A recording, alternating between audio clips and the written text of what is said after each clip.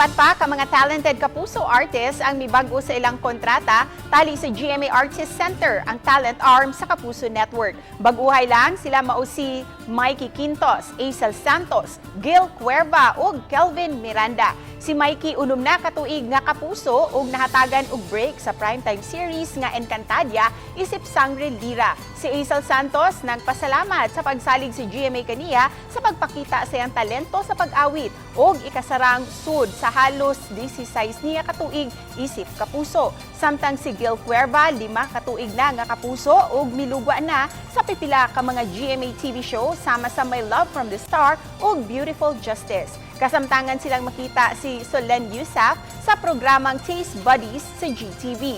Si Kelvin Miranda mipasalamat usab sa mga oportunidad human siya nahimong kapuso ug mas may kumpiyansa na siya isip aktor nunot sa mga roles nga gihatag kaniya sa mga programa sa network sama sa Stories from the Heart, Loving Miss Bridget. Silang tanan mipasalamat sa suporta ug gugma gikan sa ilang mga fans ug supporters.